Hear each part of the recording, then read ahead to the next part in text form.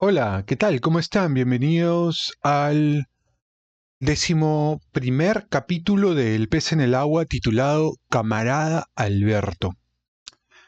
Mario Vargas Llosa en este libro, en El pez en el agua, ya saben que alterna capítulos en donde cuenta cómo es que empieza a relacionarse con la literatura a manera de crónica, con los momentos que describen su ingreso en la política a partir del año 1987 al 1990, que fue en donde pierde las elecciones en segunda vuelta con Alberto Fujimori. Así que acompáñenme en la lectura de este capítulo del 11º, porque probablemente ya entremos en la fase universitaria de Mario Vargas Llosa. Quienes han leído, o mejor dicho, me han acompañado en la lectura del libro Lo que Varguitas no dijo, han tenido seguramente una versión, la versión de la tía Julia, eh, con relación a la vida de Mario Vargas Llosa en aquellos años. ¿Mm? Así que ahora vamos a tener la versión de primera mano del propio Mario Vargas Llosa. Así que acompáñenme en esta lectura que va a estar bien interesante. Camarada Alberto. Pasé el verano de 1953 encerrado en el departamento de los abuelos en la Quinta Blanca de la calle Porta, estudiando para el ingreso a San Marcos, escribiendo una obra de teatro.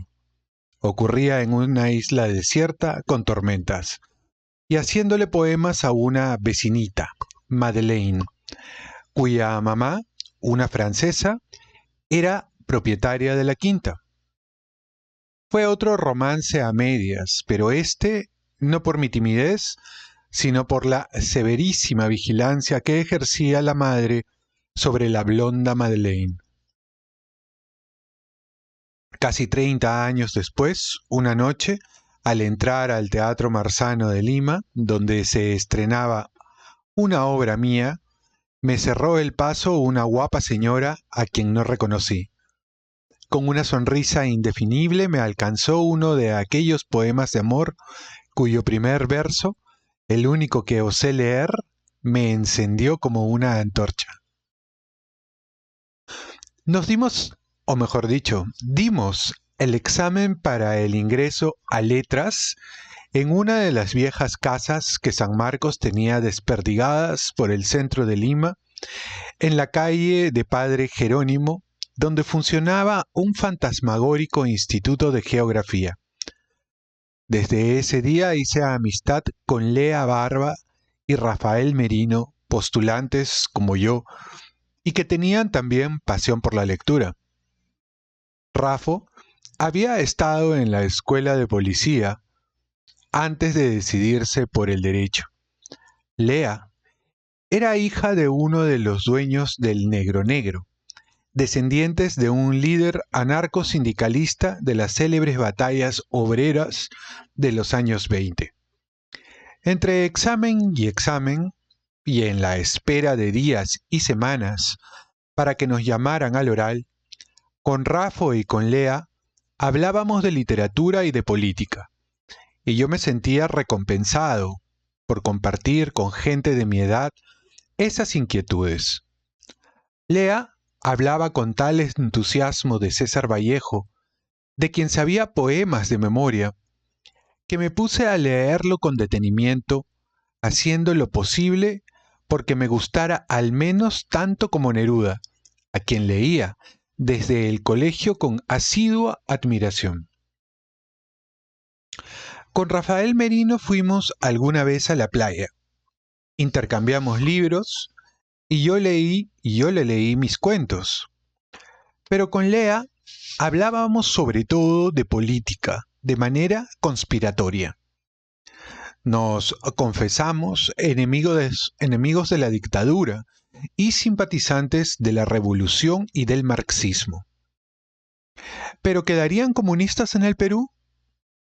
¿No los habían matado, encarcelado o deportado a todos Esparza Sañartu?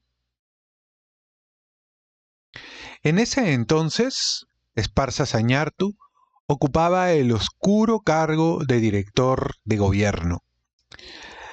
Pero todo el país sabía que ese personaje sin historia y sin pasado político, al que el general Odría había sacado de su modesto comercio de vinos para llevárselo al gobierno, era el cerebro de esa seguridad a la que la dictadura debía su poderío, el hombre que estaba detrás de la censura en la prensa y las radios, de las detenciones y deportaciones, y el que montó la cadena de espías y delatores en sindicatos, universidades, oficinas públicas, medios de comunicación, que había impedido desarrollarse cualquier oposición efectiva contra el régimen. Sin embargo, la Universidad de San Marcos, fiel a su tradición rebelde, el año anterior, 1952, había desafiado a Odría.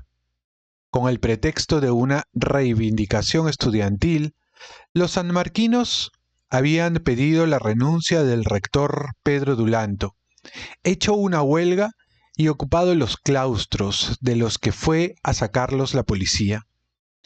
Casi todos los dirigentes de aquella huelga estaban en la cárcel o deportados.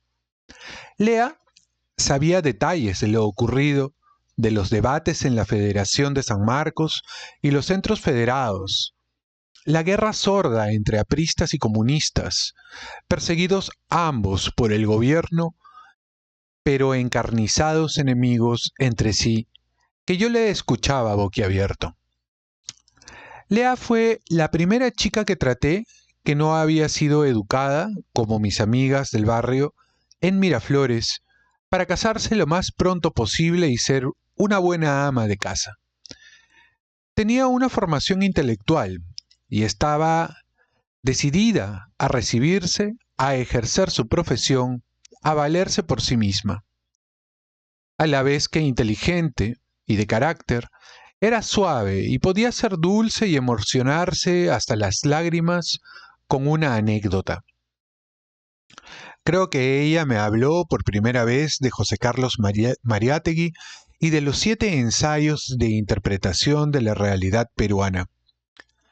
Aún antes de empezar las clases, nos volvimos uña y carne. Íbamos a exposiciones, a librerías y al cine, a ver películas francesas, por supuesto, en los 2 nuevos cines del centro que las exhibían, Le Paris y Le Biarritz. El día que me presenté en la calle Fano a conocer los resultados del ingreso, apenas descubrieron mi nombre en las listas de aprobados, un grupo al acecho me cayó encima y me bautizó. El bautizo sanmarquino era benigno. A uno le tijereteaban los cabellos para obligarlo a raparse. De Fano fui con mi cabeza trasquilada a comprarme una boina y a una peluquería de La Colmena a que me cortaran a coco. Me habían inscrito en la Alianza Francesa para aprender francés. En mi clase éramos 2 hombres, un negrito estudiante de química y yo. La veintena de muchachas, todas niñas bien de Miraflores y San Isidro, se divertían a costa nuestra, burlándose de nuestro acento y haciéndonos mataperradas. El negro, a las pocas semanas, se hartó de sus burlas y abandonó. Mi cabeza rapada de cachimbo fue, por supuesto, objeto de la irreverencia e hilaridad de esas temibles condiscípulas. Había entre ellas una Miss Perú. Pero yo gozaba con las clases de la magnífica profesora Madame del Solar, gracias a la cual, a los pocos meses, pude empezar a leer en francés, ayudándome con diccionarios. Pasé muchas horas de felicidad en la pequeña biblioteca de la Alianza en la avenida Wilson, husmeando las revistas y leyendo a aquellos autores de prosa diáfana como Guide, Camus o Saint-Exupéry, que me daban la ilusión de dominar la lengua de Montaigne. Para tener algo de dinero, hablé con el tío Jorge, el de mejor situación en la familia. Era gerente de una compañía constructora y me confiaba trabajos por horas. Hacer depósitos en los bancos, redactar cartas y otros documentos y llevarlos a las oficinas públicas. Que no interfirieran con mis clases. Así podía comprarme cigarrillos. Fumaba como un murciélago, siempre tabaco negro. Primero Incas y luego los ovalados Nacional Presidente, e ir al cine. Poco después conseguí otro trabajo más intelectual, redactor de la revista Turismo. El dueño y director era Jorge Holguín de la Valle, 1894-1973, dibujante y caricaturista muy fino, que había sido célebre 30 años atrás en las grandes revistas de los 20, Variedades y Mundial. Aristócrata y pobrísimo, limeño hasta la médula, infatigable y ameno contador de tradiciones, mitos y chismografías de la ciudad, Holguín de la Valle era un distraído y un soñador que sacaba la revista cuando se acordaba, o más bien, cuando reunía suficientes avisos para sufragar el número. La revista estaba diagramada por él mismo y escrita de pies a cabeza por él y por el redactor de turno. Habían pasado por esa delgadísima redacción, antes que yo, intelectuales conocidos, entre ellos Sebastián Salazar Bondi y el señor Holguín de la Valle. El día que fui a hablar con él, me lo recordó, indicándome de este modo que, aunque el sueldo sería magro, me compensaría el suceder en el puesto a gente tan ilustre. Acepté y desde entonces, por 2 años, escribí la mitad o acaso 3/4 partes de la revista con diferentes seudónimos, entre ellos el afrancesado Vincent Naxé, con el que firmaba las críticas de teatro. De todo ese material recuerdo un texto, En torno a una escultura, escrito en protesta por un acto de barbarie cometido por el ministro de Educación de la dictadura, el general Zenón Noriega, que ordenó retirar del grupo escultórico del monumento a Bolognesi, hecho por el español Agustín Querol, la bella estatua del héroe, pues su postura no le pareció heroica, y en vez de la imagen del Bolognesi original, esculpido en el momento de caer acribillado, hizo poner el grotesco monigote blandiendo una bandera que ahora afea el que era uno de los bonitos monumentos de Lima. Holguín de la Valle estaba indignado con la mutilación, pero temía que mi artículo irritara al gobierno y le clausuraran la revista. Al final lo publicó y no pasó nada. Con mi sueldo en turismo de 400 soles por número, que no salía cada mes, sino cada 2 y hasta 3, yo podía, qué tiempos y qué solidez la del sol peruano, pagar las suscripciones a 2 revistas francesas, Le Temps Modernes de Sartre y Les Lettres Nouvelles de Marceau Nadeau. Nota de pie de página, disculpen mi francés, que es casi inexistente, que iba a recoger cada mes a una oficinita del centro. Con esos ingresos podía vivir, donde los abuelos no pagaba casa ni comida, y sobre todo tenía tiempo libre para leer, para San Marcos y muy pronto para la Revolución. Las clases comenzaron tarde y fueron, con una sola excepción, decepcionantes. San Marcos no había caído aún en la decadencia que, en los 60 y 70, la iría convirtiendo en una caricatura de universidad, más tarde en ciudadela del maoísmo y hasta del terrorismo. Pero ya no era ni sombra de lo que había sido en los 20, cuando la famosa generación del conversatorio del año 1919, su momento más alto en lo que concierne a las humanidades. De esa famosa generación había todavía allí dos historiadores, Jorge Basadre y Raúl Porras Barrenechea, y algunas figuras ilustres de una generación anterior como Mariano Ibérico en filosofía o Luis Valcárcel en etnología, y la Facultad de Medicina en la que enseñaba Honorio Delgado tenía a los mejores médicos de Lima. Pero la atmósfera y el funcionamiento de la universidad no eran creativos ni exigentes. Había un desmoronamiento anímico e intelectual todavía discreto, aunque generalizado. Los profesores faltaban una clase sí y otra no. Y junto a algunos competentes, otros eran de una mediocridad anestésica. Antes de entrar a la Facultad de Derecho y a la Doctoral de Literatura, había que hacer 2 años de estudios generales, en los que uno seleccionaba varios cursos selectivos. Todos los que yo escogí fueron de literatura. La mayoría de aquellos cursos eran explicados con desgano por profesores que no sabían gran cosa o que habían perdido el interés en enseñar. Pero entre ellos recuerdo uno que fue la mejor experiencia intelectual de mi adolescencia, el de Fuentes Históricas Peruanas de Raúl Porras Barrenechea. Ese curso y lo que de él se derivó justifica para mí los años que pasé en San Marcos. Su tema no podía ser más restrictivo y erudito, pues no era la historia peruana, sino dónde estudiarla. Pero gracias a la sabiduría y elocuencia de quien lo dictaba, cada conferencia era un formidable despliegue de conocimiento sobre el pasado del Perú y las versiones y lecturas contradictorias que de él habían hecho los cronistas, los viajeros, los exploradores, los literatos, las correspondencias y documentos más diversos.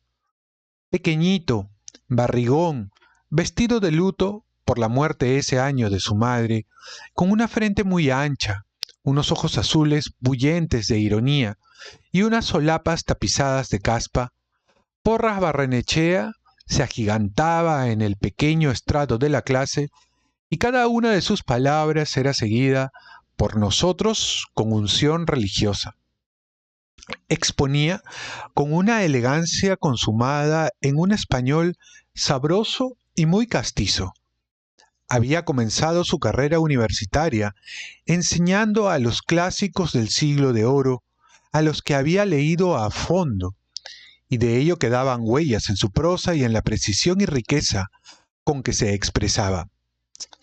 Pero no era él, ni remotamente, el profesor lenguaraz de palabrería sin consistencia que se escucha hablar.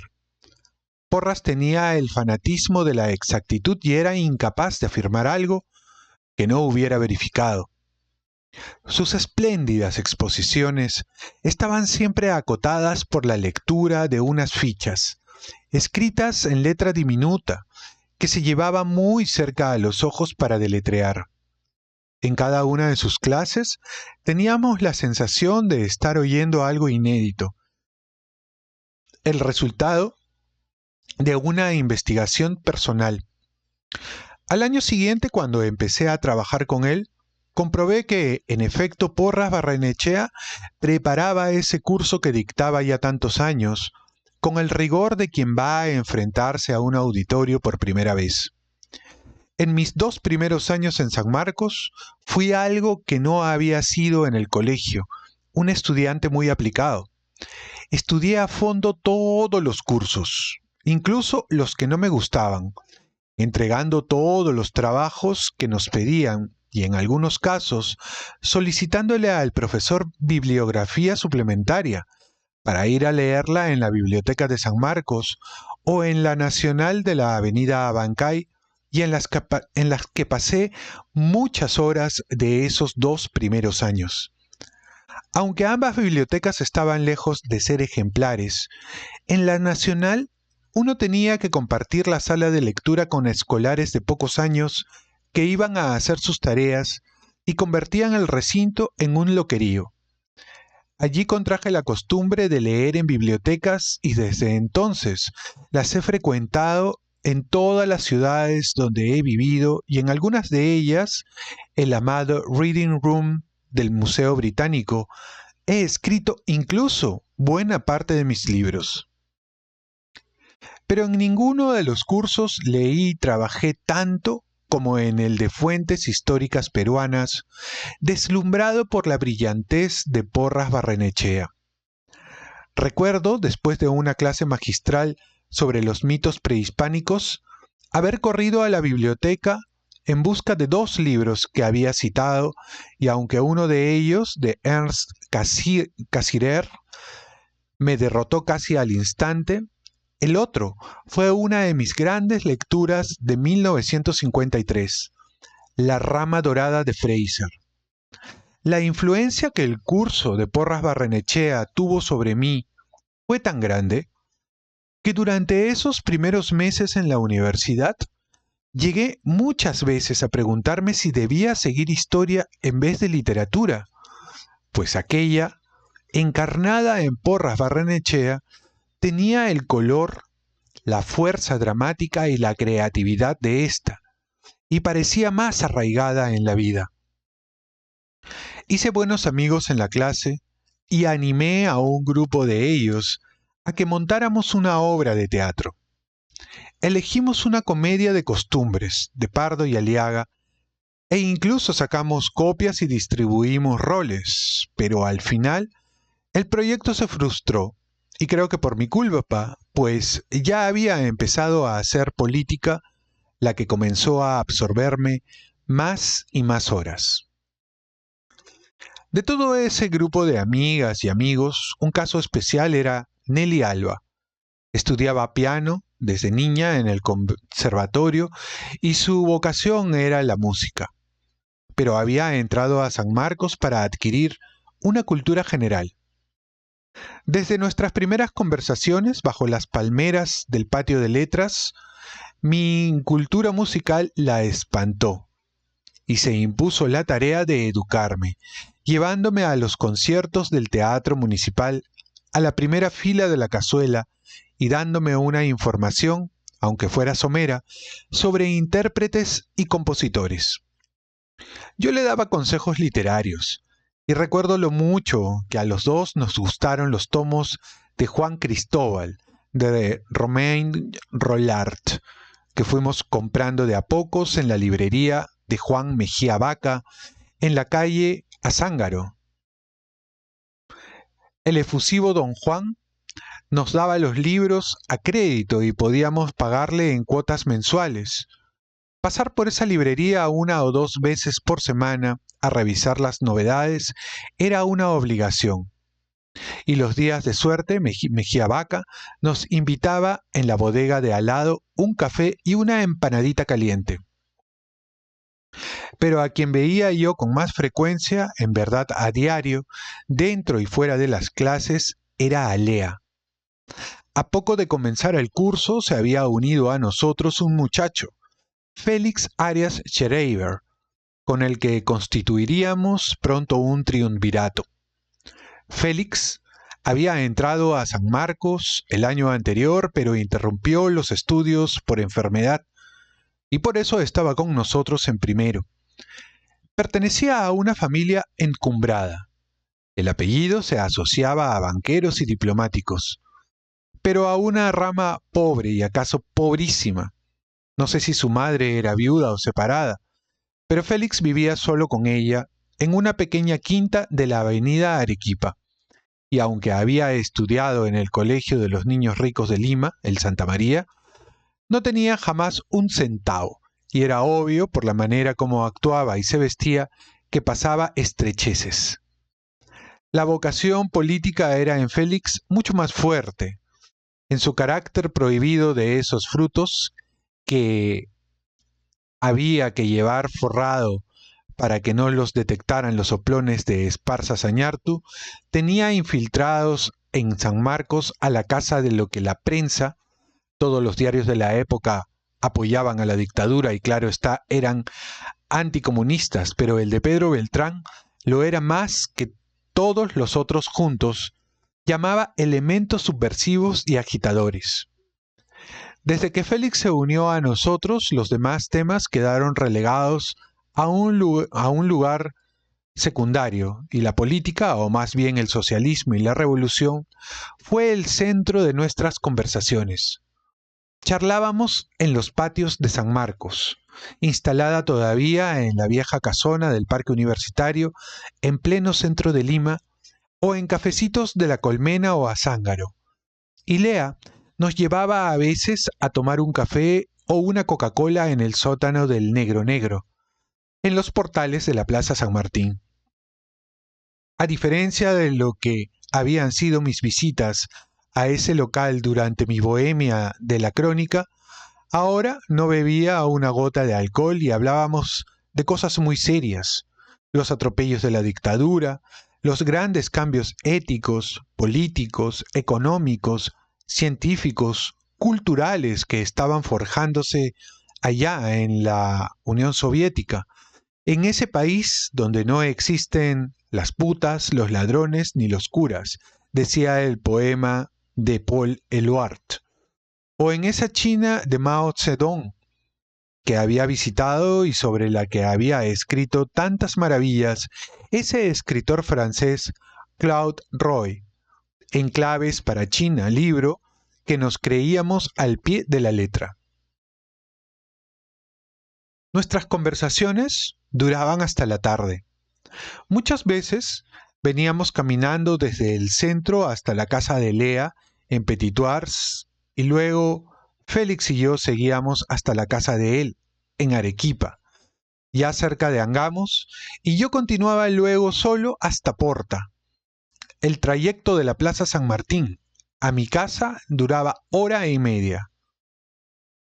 Pie de página. Mario Vargas Llosa se iba desde el centro de Lima hasta Miraflores. Es decir, las conversaciones tenían que haber sido absolutamente sabrosas. Claro, agarras la avenida Arequipa, ¿no? Y vas solamente de frente, ¿no? En esa época además era un poco más tranquilo todo. Pero conozco la ruta, conozco los lugares particularmente, porque he vivido en el centro de Lima, entonces me imagino un poco cómo es esta vía, ¿verdad? Bien, fin de pie de página. El trayecto de la Plaza San Martín a mi casa duraba hora y media. La abuelita me dejaba la comida en la mesa y a mí no me importaba que estuviera fría. Era siempre la misma, el único plato que entonces podía terminar: arroz con apañado y papas fritas. Sería apanado. Y si la comida no me importaba mucho, para el poeta la comida es prosa, me bromeaba el abuelo, tampoco me hacía falta mucho sueño, pues aunque me acostara muy tarde, leía horas antes de dormir. Con mi apasionamiento y exclusivismo de siempre, Félix y Lea se convirtieron en una ocupación a tiempo completo. Cuando no estaba con ellos, estaba pensando en lo bueno que era tener amigos así, con los que nos entendíamos tan bien y con los que planeábamos un futuro compartido. Pensaba también, muy en secreto, que no debía enamorarme de Lea, porque sería fatal para el trío. Además, eso de enamorarse, ¿no era una típica debilidad burguesa inconcebible en un revolucionario? Para entonces, habíamos hecho el ansiado contacto. En los patios de San Marcos, alguien se nos había acercado, averiguado y, como quien no quiere la cosa, preguntado qué pensábamos de los estudiantes que estaban presos o de temas de cultura que, por desgracia, no se enseñaban en la universidad: el materialismo dialéctico, el materialismo histórico y el socialismo científico, por ejemplo. Asuntos que todo hombre preparado debía saber por información general. Y la segunda o tercera vez, volviendo sobre lo mismo, nos había deslizado si no nos interesaría formar un grupo de estudios para investigar aquellos problemas de la censura, el miedo a la dictadura o su naturaleza de universidad burguesa impedían que llegaran a San Marcos. Lea, Félix y yo Dijimos que encantados. No había pasado un mes desde que entramos a la universidad y ya estábamos en un círculo de estudios. La primera etapa que debía seguir los militantes de Cawide, nombre con el que trataba de reconstruirse en la clandestinidad el Partido Comunista, al que la represión y las deserciones y divisiones internas habían casi desaparecido en los años anteriores. Nuestro primer instructor en aquel círculo fue Héctor Béjar, quien sería en los años 60 jefe de la guerrilla del ELN, Ejército de Liberación Nacional, y pasaría por ello varios años en la cárcel. Pie de página. Héctor Béjar acaba de ser ministro, acaba de ser hace 1 año y medio más o menos, o casi 2 años, ministro de Pedro Castillo. Ya muy viejito él, fue ministro, si no me equivoco, de Relaciones Exteriores. Profesor de Mario Vargas Llosa. Bien, continuamos. Era un muchacho alto y simpático, de cara redonda como un queso, con una voz muy bien timbrada, lo que le permitía ganarse la vida como locutor en Radio Central. Era algo mayor que nosotros, estaba ya en Derecho, y estudiar con él marxismo resultó agradable, pues era inteligente y sabía armar las discusiones del círculo. El primer libro que estudiamos fueron Las lecciones elementales de filosofía de George Politzer, y después El manifiesto comunista y la lucha de clases en Francia de Marx, y luego el Anti-Düring de Engels y el Quehacer de Lenin. Comprábamos los libros y recibíamos por ellos, a veces de yapa, un número atrasado de Cultura Soviética, en cuyas carátulas había siempre unas campesinitas risueñas de robustas mejillas con fondo de trigales y tractores, en una pequeña librería de la calle Pando, cuyo dueño, un chileno bigotudo, siempre envuelto en una chalina, tenía disimulada en un baúl de su trastienda gran cantidad de literatura subversiva. Más tarde, cuando leí las novelas de Conrad, llenas de conspiradores sombríos, la cara cenicienta y misteriosa de aquel librero proveedor de libros clandestinos se me venía siempre a la memoria. Nos reuníamos en locales itinerantes, en un cuartito miserable al fondo de un viejo edificio de la avenida Bancay, donde vivía uno de nuestros camaradas, o en una casita debajo del puente, hogar de una muchacha muy pálida a la que bautizamos el Ave, y en la que un día nos llevamos un susto, pues de pronto, en plena discusión, se apareció un militar. Era hermano del Ave, y nos sorprendió al vernos. Y no se sorprendió al vernos, pero no volvimos allí. O en una pensión de los barrios altos, cuya dueña, discreta simpatizante, nos prestaba un cuarto lleno de telarañas al fondo de un jardín. Estuve por lo menos en 4 círculos y al año siguiente llegué a ser instructor y organizador de uno de ellos, y se me han olvidado las caras y nombres de los camaradas que en ellos me instruyeron, y de los que fueron instruidos conmigo y a los que yo instruí. Pero recuerdo muy bien a los del primer círculo, con la mayoría de los cuales constituimos una célula cuando empezamos a militar en Cawide. Además de Félix y Lea, había allí un muchacho delgadito y con una voz de hilo en el que todo era de formato menor. El nudo de su corbata, la suavidad de sus maneras, los pasitos con que se desplazaba por el mundo. Se llamaba Podestá y fue nuestro primer responsable de célula.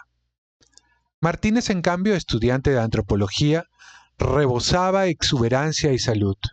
Era un indio fuerte y cálido, trabajador, empeñoso, cuyos informes en el círculo resultaban siempre interminables. Su cara cobriza y pétrea no se inmutaba nunca, ni en los debates más virulentos conseguían alterarlo. Antonio Muñoz, serrano de Junín, en cambio, tenía sentido del humor y se permitía romper la seriedad funeral de nuestras reuniones haciendo a veces bromas. A él me lo encontraba durante la campaña electoral de 1989 y 1990, organizando comités del Movimiento Libertad por las provincias de Junín. Y había también el ave misteriosa, muchacha que a Félix, a Lea y a mí nos hacía a veces preguntarnos si sabía qué era el círculo, si se daba cuenta que podía ir presa, que era ya una militante subversiva.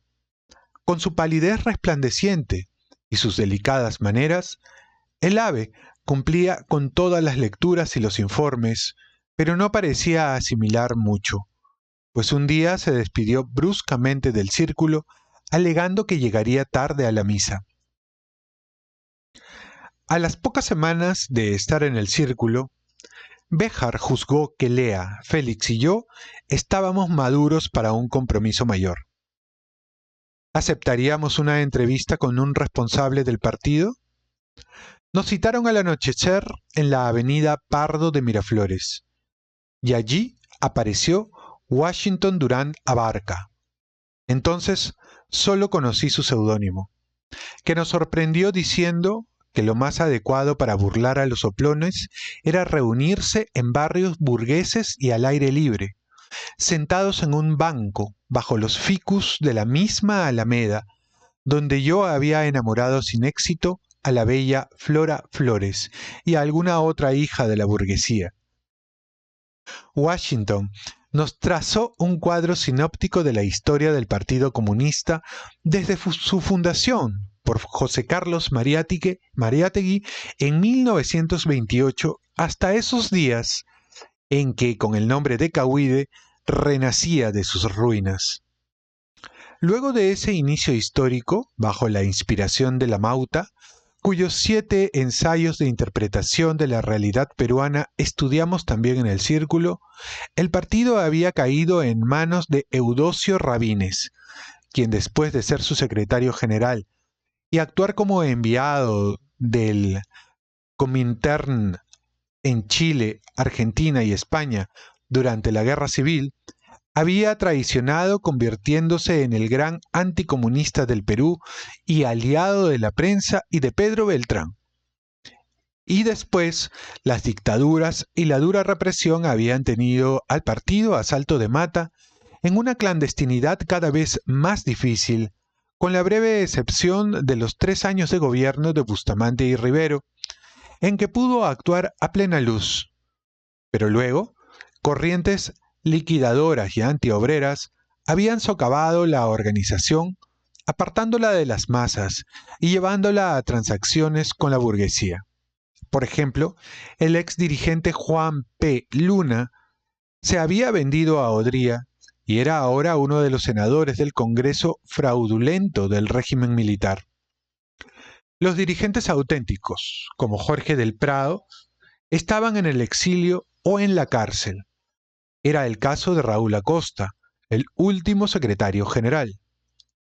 Pese a ello, el partido siguió actuando desde la sombra y el año anterior había tenido una actuación decisiva en la huelga de San Marcos.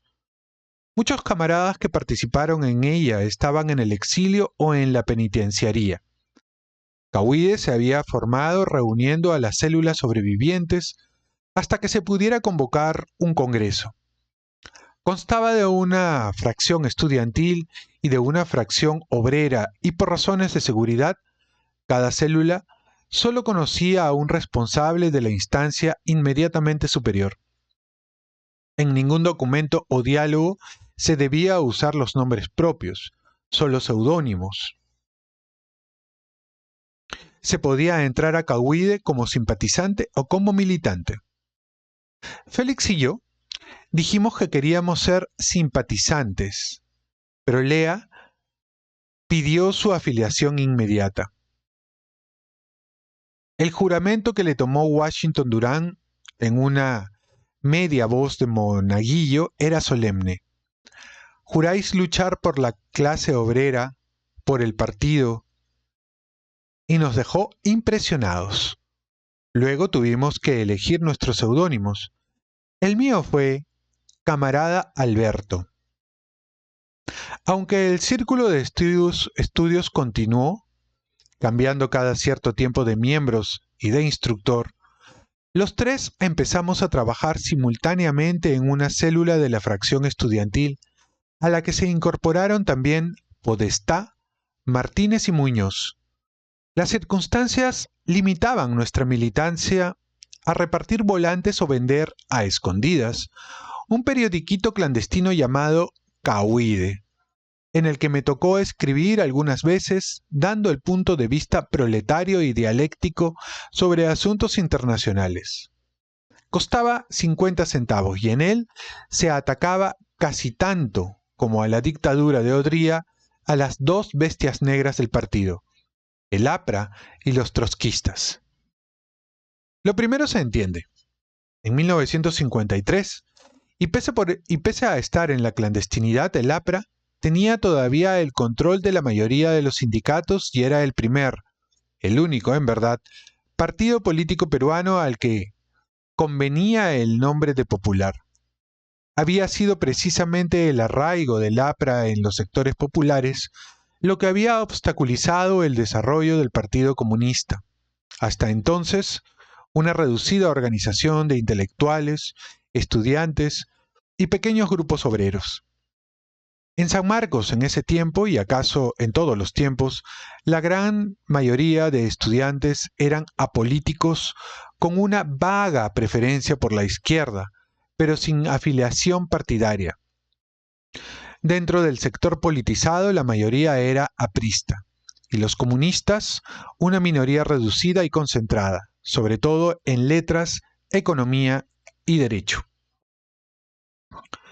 Lo que era prácticamente inexistente era el trotskismo y decía mucho de la irrealidad ideológica en la que funcionaba Cahuide, que dedicáramos tanto tiempo a denunciar en nuestros volantes o en nuestro periódico a un fantasma.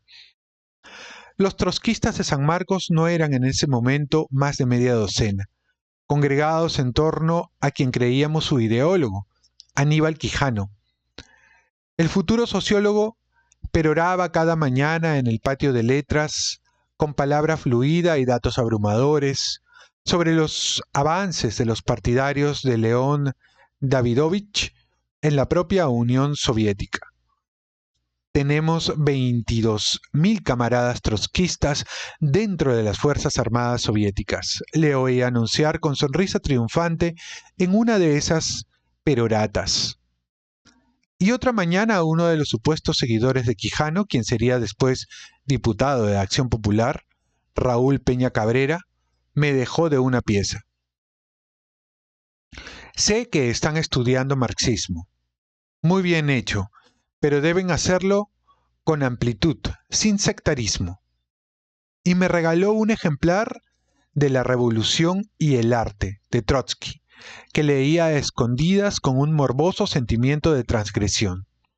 Solo 2 o 3 años después caería por ahí para sustituir a Peña y a Quijano como el ideólogo trotskista del Perú, envuelto en un extravagante y totalmente incompatible con el clima de Lima, abrigo gris y con aires de señora gorda, el pintoresco Ismael Frías, quien por esos días vivía en México en la casa de Trotsky, en Coyoacán, donde oficiaba de secretario de la ilustre viuda Natalia Sedova.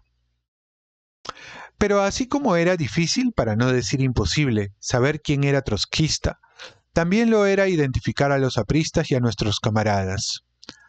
Fuera de la gente de nuestra célula y ocasionales responsables de instancias superiores que venían a darnos charlas o consignas, como el animoso Isaac Humala, que en sus discursos hablaba infaliblemente de los hilotas de Grecia y de la rebelión de Espartaco, solo por adivinación o simpatía mágica se llegaba a identificar a los militantes de los partidos que el gobierno militar había puesto fuera de la ley. Los soplones de Esparza Sañartu y la feroz hostilidad entre apristas y entre comunistas y trotskistas, todos los cuales recelaban a los otros de ser delatores, hacían que la atmósfera política de la universidad fuera casi irrespirable. Otro pie de página. Isaac Humala es el papá, para quienes no lo saben, de Ollanta Humala, expresidente del Perú, y de Antauro Humala, que quiere ser presidente del Perú. Ya me escribirán en los comentarios lo que opinan al respecto. Cierro pie de página. Continuamos. Hasta que, por fin, pudieron convocarse elecciones para los centros federados y la Federación Universitaria de San Marcos, desmantelados luego de la huelga de 1952. Félix y yo salimos elegidos entre los candidatos que presentó Cahuide en letras y entre los 5 delegados para la federación. No sé cómo conseguimos esto último, pues, tanto en el centro federado como en la federación, la mayoría era aprista. Y poco tiempo después ocurrió un episodio que, en lo que a mí concierne, tendría consecuencias novelescas. Ya dije que había un buen número de estudiantes presos. La Ley de Seguridad Interior permitía al gobierno enviar a la cárcel a cualquier subversivo y tenerlo allí por tiempo indefinido sin pasarlo a la justicia. Las condiciones en que se encontraban los presos en la penitenciaría, rojo edificio construido en el centro de Lima, donde se halla ahora el Hotel Sheraton, y que solo años más tarde descubriría yo, era uno de los raros panópticos que se habían edificado según las instrucciones de Jeremy Bentham, el filósofo británico que los inventó. Eran penosas, debían dormir en el suelo, sin frazadas ni colchones. Hicimos una colecta para comprarles mantas, pero cuando se las llevamos a la cárcel, el administrador nos indicó que esos presos estaban incomunicados, pues eran políticos, palabra infame durante la dictadura, y que solo con autorización del director de gobierno se las podía entregar. Debíamos, por razones humanitarias, pedir una audiencia al cerebro de la represión odriguista. El tema provocó una de esas asfixiantes discusiones, en la célula primero y luego en la federación. Todas las cuestiones las discutíamos antes en Cahuide. Diseñábamos una estrategia y la poníamos en práctica en los organismos estudiantiles, donde actuábamos con una disciplina y coordinación que muchas veces nos permitía conseguir acuerdos, pese a estar en minoría frente a los apristas. Ya no sé qué defendimos sobre el pedido de audiencia a Esparza Sañartu, pero las discusiones fueron virulentas. Al final se aprobó pedir la entrevista. La federación nombró una comisión en la que estuvimos Martínez y yo. El director de gobierno nos citó a media mañana en su despacho de la Plaza Italia.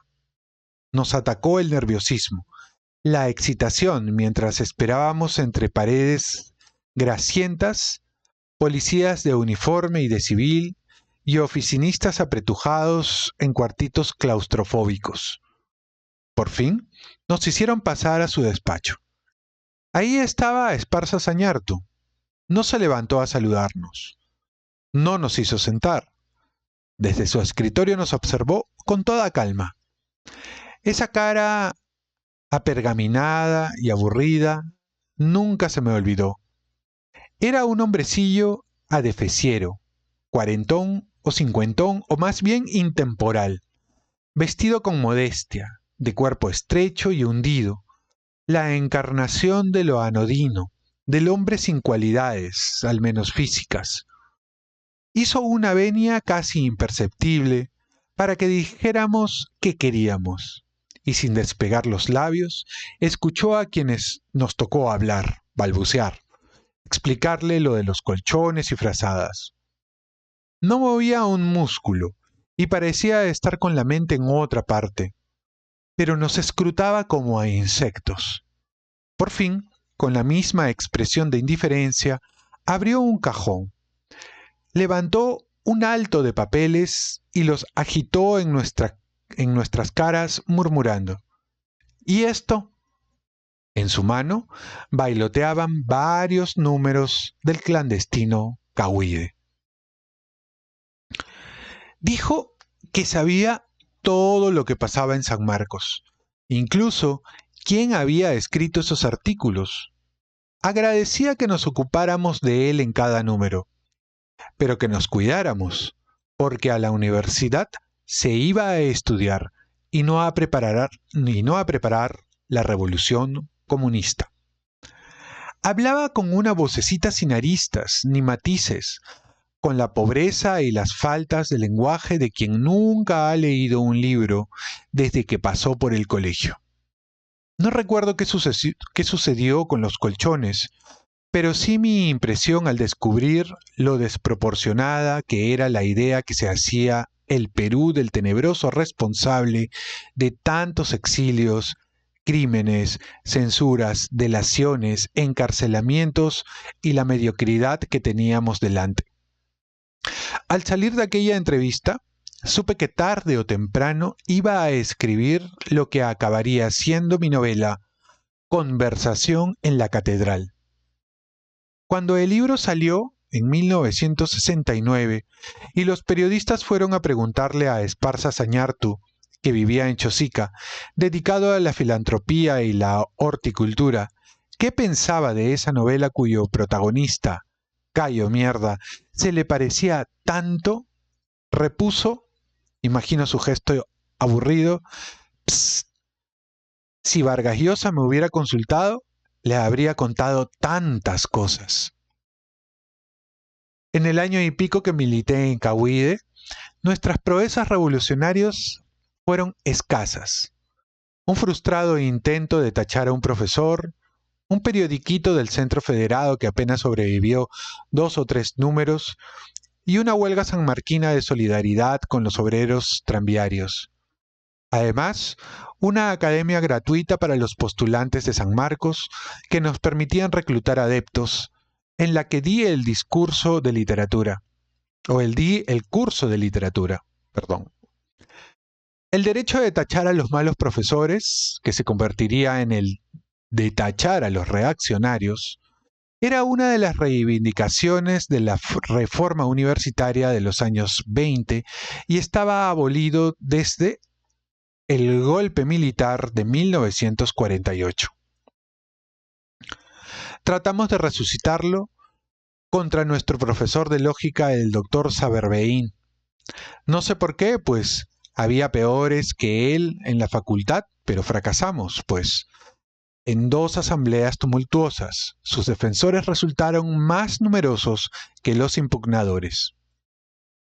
En cuanto al periódico, mi memoria conserva, sobre todo, las agobiantes discusiones en Cahuide por una cuestión banal: si los artículos irían firmados o anónimos.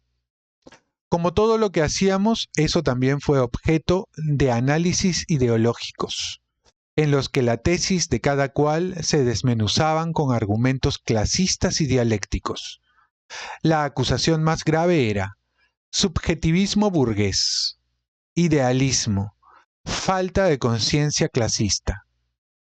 Mis lecturas de Sartre y de Le Temps Modernes me ayudaron a ser menos dogmático que otros camaradas, y a veces me atrevía a esgrimir algunas críticas sartreanas al marxismo, despertando las iras de Félix, quien, con la militancia, había ido volviéndose cada vez más inflexible y ortodoxo. Duró varios días el debate sobre las firmas, y en uno de esos intercambios Félix me lanzó una acusación devastadora: Eres un subhombre. Pero, pese a discrepar en los debates internos de Cahuide, jamás en público, yo seguía queriéndolos, a él y a Lea a sabiendas de que eso de querer a los amigos era burgués, y me había dolido mucho que nos separaran primero del círculo y luego de la célula, quejándose Lea y Félix juntos. En las dos ocasiones me había parecido que Félix, de manera imperceptible para quien no tuviera las antenas muy alertas, había manipulado esa separación a la vez que, en apariencia, parecía resignarse a ella. Como soy de naturaleza desconfiada y susceptible, me dije que estaba fabricando conspiraciones por la envidia que me daba el que ellos siguieran juntos. Pero no podía dejar de pensar que, con esa inflexibilidad última, Félix había tal vez tramado aquella separación para foguearme, curándome del sentimentalismo, una de mis más perseverantes taras de clase. Pese a ello, seguíamos viéndonos mucho. Yo los buscaba todas las veces que podía. Una tarde, habrían pasado 6 u 8 meses desde que nos conocimos, Lea me dijo que quería hablarme. Fui a su casa en Petit-Thouars y estaba sola. Salimos a caminar por el centro de la avenida Arequipa, bajo los altos árboles en doble hilera de automóviles que subían al centro o bajaban hacia el mar. Lea estaba nerviosa. La sentía temblar en su ligero vestido y aunque en la penumbra apenas podía ver sus ojos, era el comienzo del anochecer. Yo sabía que debía tenerlos brillantes y algo húmedos, como siempre que algo la atormentaba. Yo estaba muy nervioso también, esperando oírle decir lo que iba a decirme.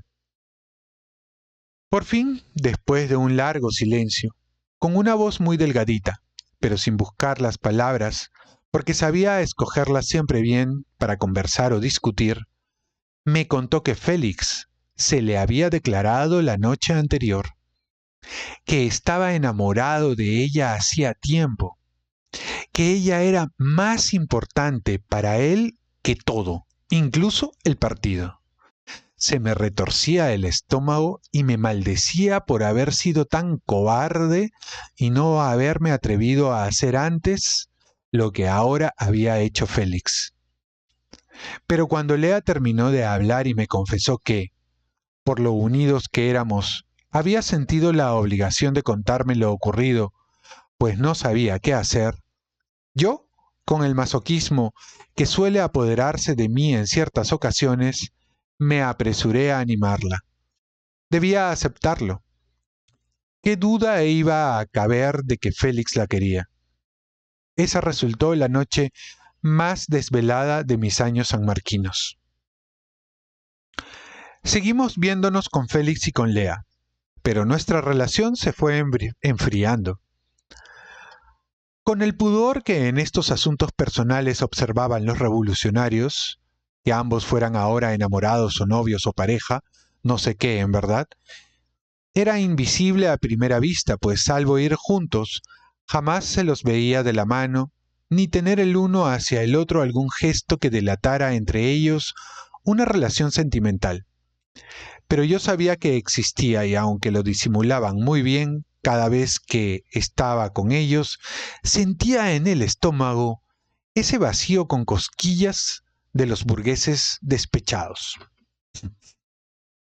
Algún tiempo después, quizá 1 o 2 años después, escuché sobre ellos una historia contada por alguien que no podía sospechar lo enamorado que yo había estado de Lea. Ocurrió en la célula a la que ellos pertenecían. Habían tenido alguna disputa personal, algo más grave que una simple pelea. En la reunión de la célula, súbitamente, Lea acusó a Félix de actuar con ella como un burgués y pidió que su conducta se analizara políticamente. El asunto tomó por sorpresa a los demás y la sesión terminó en un psicodrama, con Félix haciendo su autocrítica. Por una razón que no puedo explicar, ese episodio, del que tuve noticias tardías y acaso deformadas, me ha acompañado a lo largo de los años y muchas veces he tratado de recomponerlo y adivinar su contexto y reverberaciones. Cuando me aparté de Cawide, a mediados del año siguiente, 1954, ya casi no veía a Lea y a Félix, y desde entonces prácticamente no los vi más.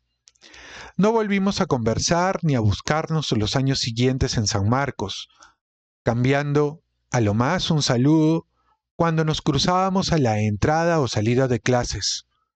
Mientras vivía en Europa apenas supe de ellos, que se habían casado y tenido hijos, que ambos, o por lo menos Félix, había seguido la fracturada trayectoria de tantos militantes de su generación, yéndose y regresando al partido, liderando o sufriendo las divisiones, fraccionamientos, reconciliaciones y nuevas divisiones de los comunistas peruanos en la década de los 50 y los 60. En 1972, con motivo de la visita del presidente Salvador Allende a Lima, me los encontré a ambos en la Embajada de Chile en una recepción. Entre el gentío apenas pudimos cambiar unas palabras, pero tengo presente la broma de Lea refiriéndose a conversación en la catedral. Esos demonios tuyos. Novela en la que, transfigurados, aparecen algunos episodios de nuestros años sanmarquinos. Luego transcurrieron 18 o 20 años sin saber más de ellos. Y un buen día, en el curso de la campaña electoral, en vísperas del lanzamiento de mi candidatura en Arequipa, en mayo de 1989, las secretarias me alcanzaron en la lista de periodistas que me pedían entrevistas el nombre de Félix. Se la concedí de inmediato, preguntándome si sería él. Era él.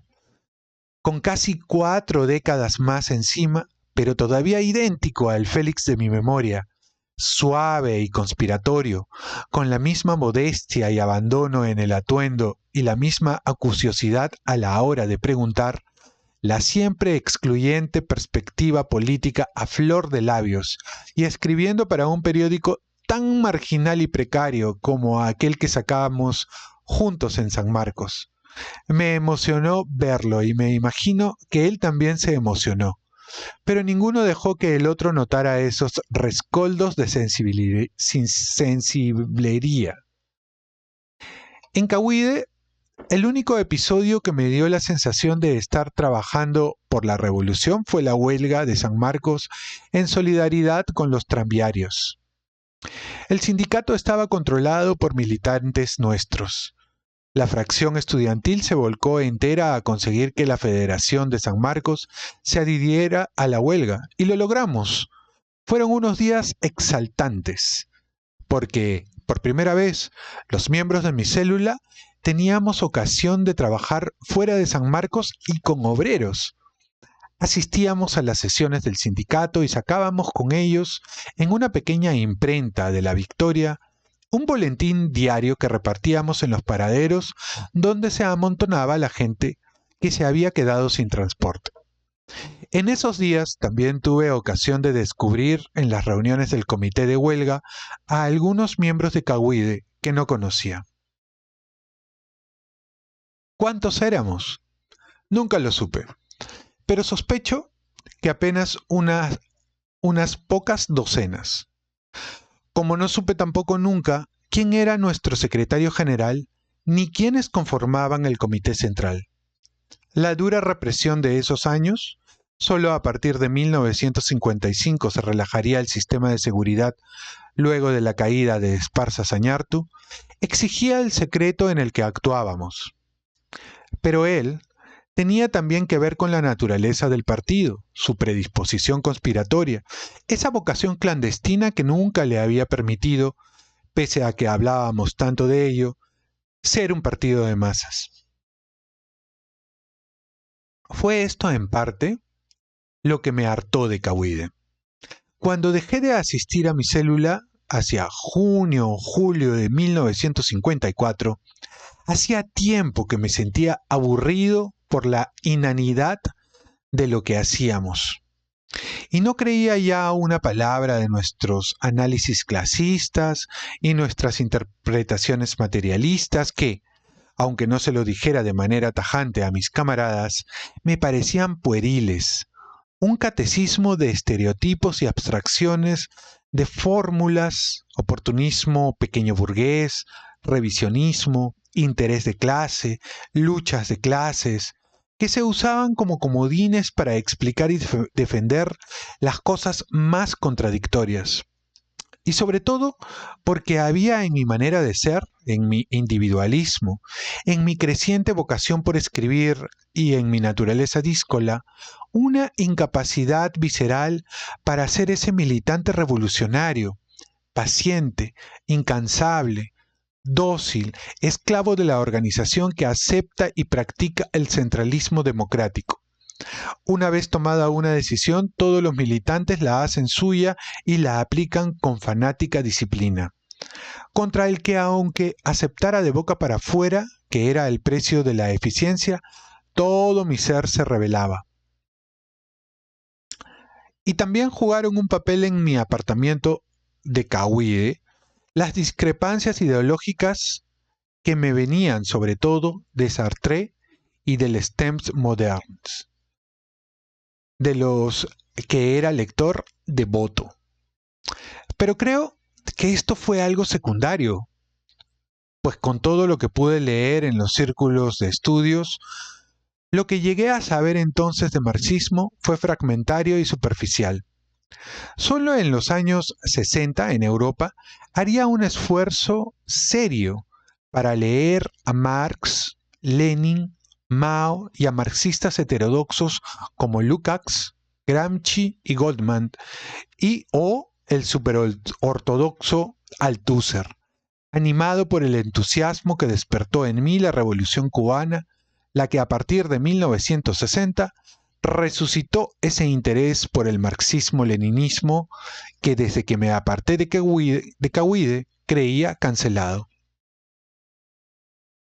Aunque San Marcos, Cahuide, Lea y Félix habían sido todo ese tiempo mi ocupación absorbente, seguía viendo a los tíos y tías hacia en sus casas almuerzos o cenas rotativas a lo largo de la semana y escribiéndole al tío Lucho, a quien daba cuenta pormenorizada de todo lo que hacía o soñaba hacer y de quien recibía siempre cartas llenas de alicientes. Veía también mucho a amigos piuranos que habían venido a Lima a seguir carreras universitarias, sobre todo a Javier Silva. Varios de ellos vivían con Javier en una pensión de la calle Chel en Miraflores, a la que llamaban la muerte lenta, por lo mal que les daban de comer. Javier había decidido estudiar arquitectura y andaba disfrazado de arquitecto, con una barbita de intelectual y unas camisas negras cerradas hasta el cuello, tipo Saint-Germain-des-Prés. Yo lo había convencido ya de que teníamos que irnos a París y hasta lo animé a escribir un cuento que le publiqué en Turismo. Su desconcertante texto comenzaba así. Mis pasos ganaban superficie. Pero al año siguiente, de manera brusca, decidió ser economista y entró a San Marcos, de modo que, a partir de 1954, también fuimos también compañeros de universidad. Gracias a Javier, que se había incorporado a él, volví a retomar contacto con mi barrio de Diego Ferré. Lo hacía un poco a escondidas, porque esos chicos y chicas eran unos burgueses y yo había dejado de serlo. ¿Qué hubieran dicho Lea, Félix o los camaradas de Cahuide si me veían en la esquina de la calle Colón hablando de esas hembritas bestiales que se acababan de mudar a la calle Ocharán, o preparando la fiesta sorpresa del sábado? ¿Y qué hubieran dicho las chicas y los chicos del barrio de Cahuide, una organización que, además de ser comunista, tenía indios, cholos y negros, como los que servían en sus casas? Eran dos mundos separados por un abismo. Cuando pasaba yo de uno a otro, sentía que cambiaba el país. A quienes vi menos en todo ese tiempo fue a mis padres. Habían pasado varios meses en Estados Unidos y luego, a poco de regresar, mi papá se volvió a ir. Eran nuevos intentos para encontrar algún trabajo o montar algún negocio que le permitiera la mudanza definitiva. Mi madre se quedó en casa de los abuelos, donde apenas cabíamos. La ausencia de mi padre la angustiaba y yo sospechaba que temía que, en un arrebato, se desapareciera como la primera vez.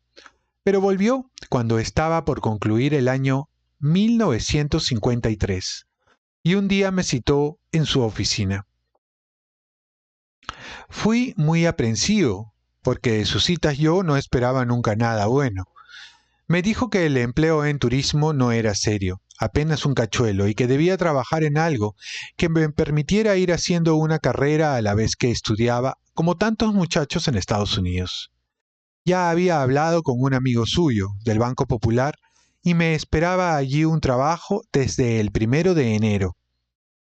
De manera que estrené 1954 de empleado bancario en la sucursal de La Victoria del Banco Popular.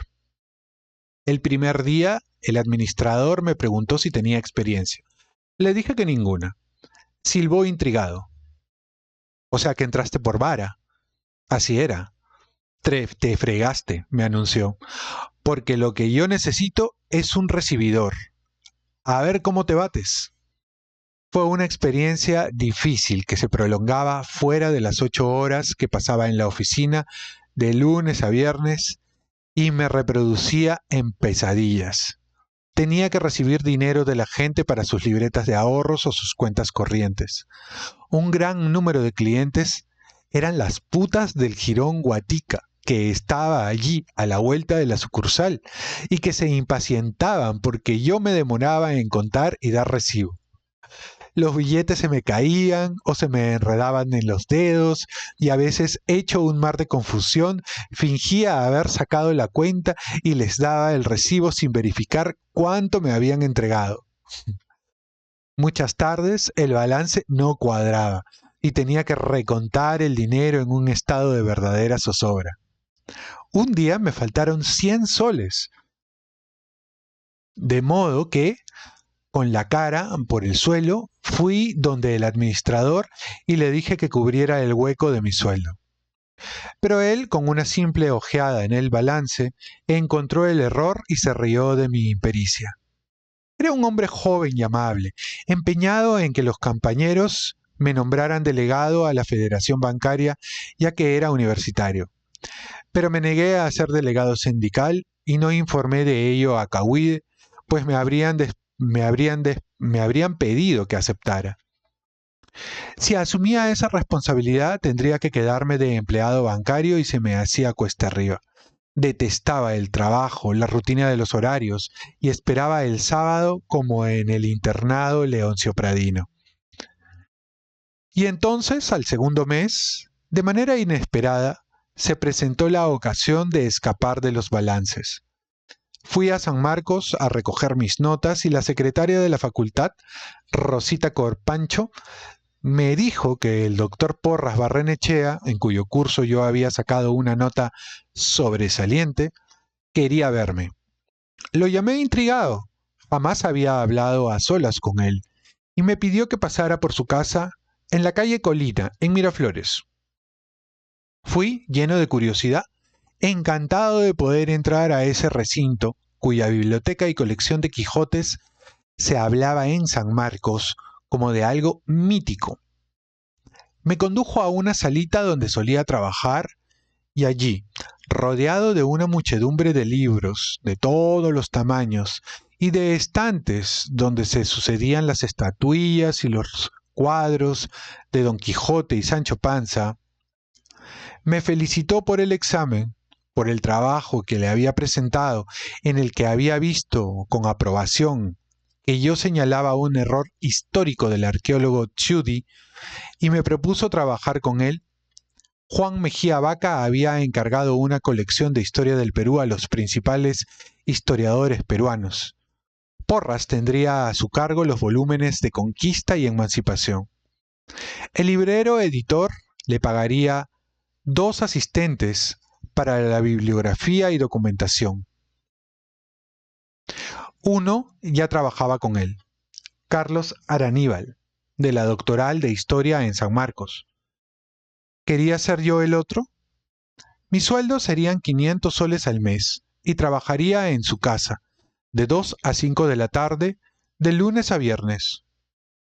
Salí de allí en un indescriptible estado de euforia a redactar mi renuncia al Banco Popular, que entregué a la mañana siguiente al administrador sin ocultarle la felicidad que sentía. Él no podía comprenderlo. ¿Me daba cuenta que dejaba un puesto seguro por algo efímero?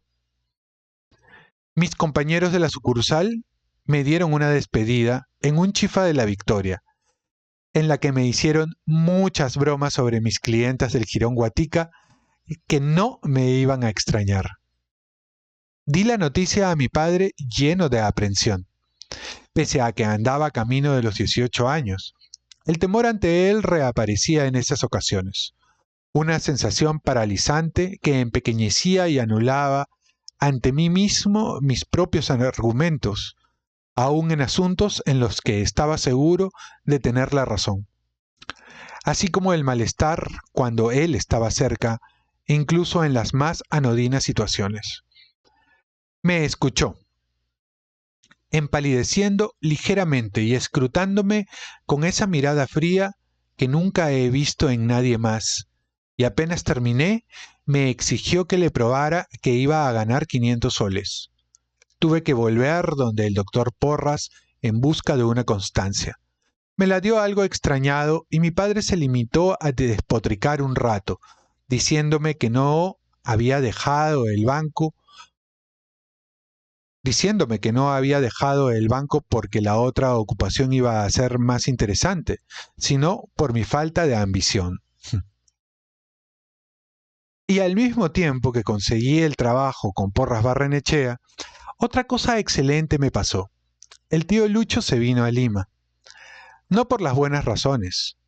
Una brusca crecida del río Chira, por lluvias diluviales en las sierras de Piura, hizo que las aguas rompieran las defensas de la chacra de San José y destruyeran todos los algodonales, en un año en que las rosas aparecían muy cargadas y se esperaba una cosecha excepcional. La inversión y el esfuerzo de muchos años quedaron pulverizados en minutos. El tío Lucho devolvió el fundo, vendió sus muebles, subió a su camioneta a la tía Olga y a los primos Wanda, Patricia y Lucho y se dispuso a dar la pelea una vez más, ahora en Lima. Su presencia iba a hacer algo formidable, pensaba yo. La verdad hacía falta. La familia había empezado a dar tumbos. El abuelito había quedado con la salud resentida y con problemas de memoria.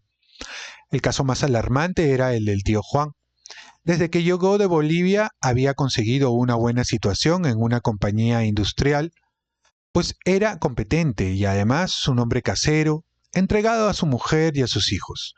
Siempre había sido aficionado a beber más de la cuenta, pero esto parecía algo que podía controlar a voluntad. Unas licencias de fines de semana, en fiestas y reuniones familiares. Sin embargo, desde la muerte de su madre, año y medio atrás, esto había tomado proporciones. La mamá del tío Juan vino de Arequipa a vivir con él cuando se supo que tenía cáncer. Tocaba el piano maravillosamente, y cuando yo iba a la casa de mis primas Nancy y Gladys, le pedía siempre a la señora Laura que tocara el vals Melgar, de Luis Dunker Lavalle, Blanca Ciudad y otras composiciones que nos recordaban a Arequipa.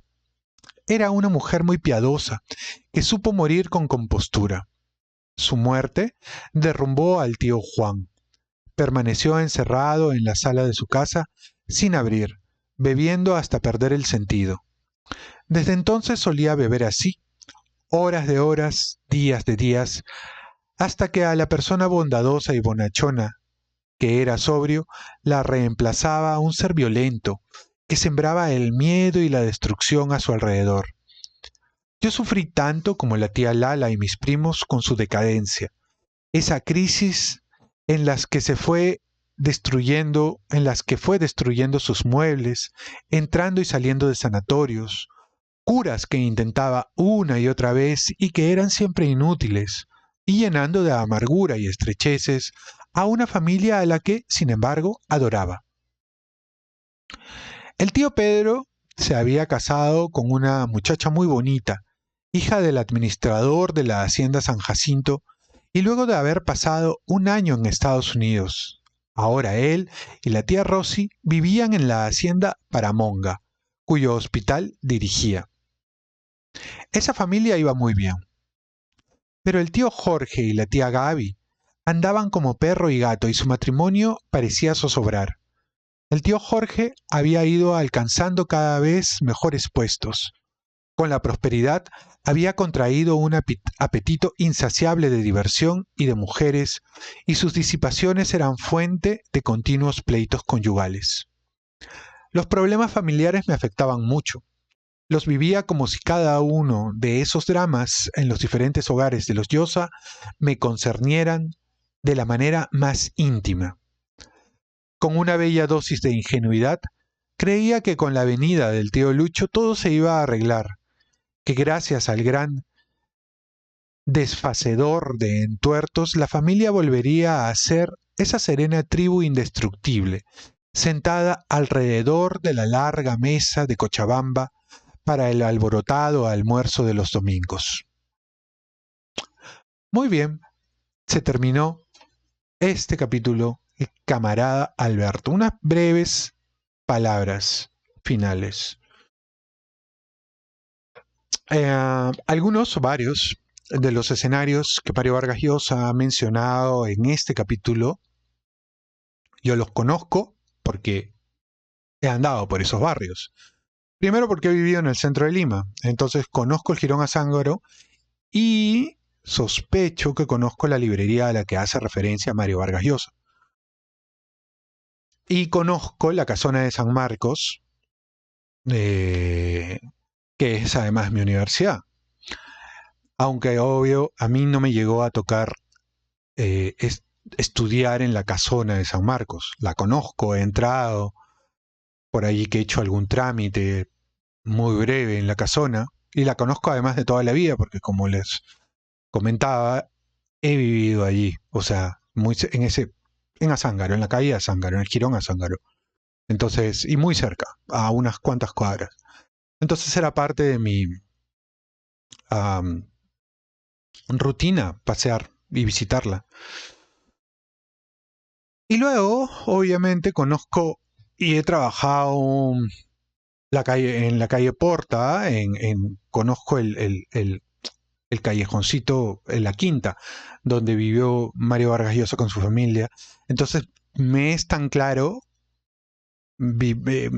todo el paisaje que él describe y me es tan familiar de alguna forma también que mientras él lo va contando y mientras yo lo iba leyendo, era inevitable recorrerlo mentalmente. Lógicamente, la distancia que hay entre lo que él comenta, los eventos que él comenta y lo que yo he vivido, hay por lo menos unos de 40 hasta diría 60 años de distancia, ¿no?